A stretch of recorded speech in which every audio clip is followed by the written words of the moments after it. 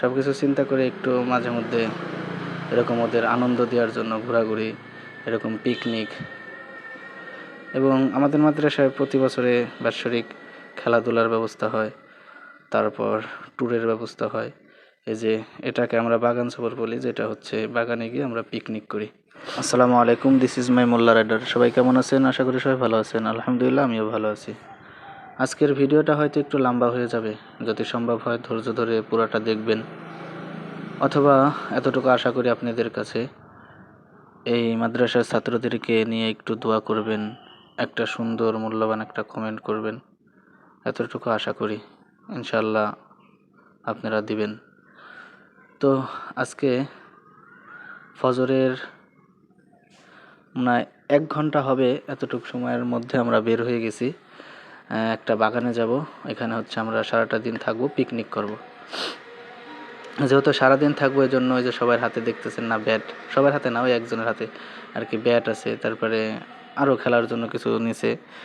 এবং ওইখানে সারাদিন থাকবো, রান্না বাড়া করবো, যেহেতু পিকনিক। এই রান্না বাড়া করার জন্য খড়ি, তারপরে চাউল ডাউল যা লাগে আর কি, সব কিছুই নেওয়া হয়েছে। এখন হচ্ছে আমরা যাইতেছি। এই যে মাঝে মধ্যে ছাত্রদেরকে নিয়ে একটু ঘোরাঘুরি, পিকনিক বা একটু বিনোদনের জন্য এগুলা করি। আর এগুলা করা হচ্ছে জন্যই, যেহেতু সারাটা দিনই তারা মাদ্রাসার মধ্যে থাকে, পড়ালেখা করে, তো ওদেরও আসলে একটু মনে চায় একটু ছোটাছুটি করতে। এজন্যই আসলে সব কিছু বিবেচনা করে ওদেরকে এরকম মাঝে মধ্যে আনা, যাতে নাকি ওরা একটু ঘোরাঘুরি করতে পারে, বাইরে একটু ছোটাছুটি করতে পারে, খেলাধুলা সব কিছু মিলে ধীরে মন দিল একটু ভালো হলে, তখন দেখা যায় মনটা ফুরফুরা থাকলে পড়ালেখা একটু ভালো হয়।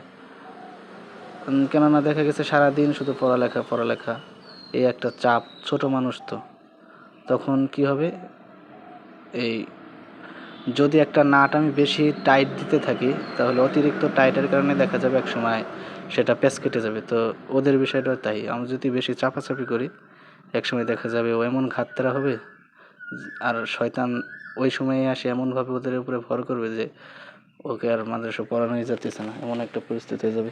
তো এইগুলো আসলে কমই মাদ্রাসাতে ওইগুলো ঘটবে, যেহেতু শয়তান বসে থাকে না, শয়তানের কাজই হচ্ছে ধোঁকা দেওয়া, এজন্য শয়তান বসে থাকবে না। তবে সব কিছু চিন্তা করে একটু মাঝে মধ্যে এরকম ওদের আনন্দ দেওয়ার জন্য ঘোরাঘুরি, এরকম পিকনিক। এবং আমাদের মাদ্রাসায় প্রতি বছরে বাৎসরিক খেলাধুলার ব্যবস্থা হয়, তারপর ট্যুরের ব্যবস্থা হয়। এই যে এটাকে আমরা বাগান সফর বলি, যেটা হচ্ছে বাগানে গিয়ে আমরা পিকনিক করি। সব কিছু নিয়ে যাই, যা যা লাগে সব কিছু নিয়ে গিয়ে হচ্ছে সারাদিন ওইখানে থাকি, খেলাধুলা, খাওয়া দাওয়া, দুপুরে রান্না হয়, আর সকালের খানাটা মাদ্রাসা থেকে নিয়ে যাই। তো আশা করি যে মাদ্রাসার জন্য দোয়া করবেন। আমাদের মাদ্রাসাটা হচ্ছে রাজবাড়ী সুলতানপুরের মধ্যে, মাদ্রাসা মারকাজুস সুন্নাহ। সবাই দোয়া করবেন।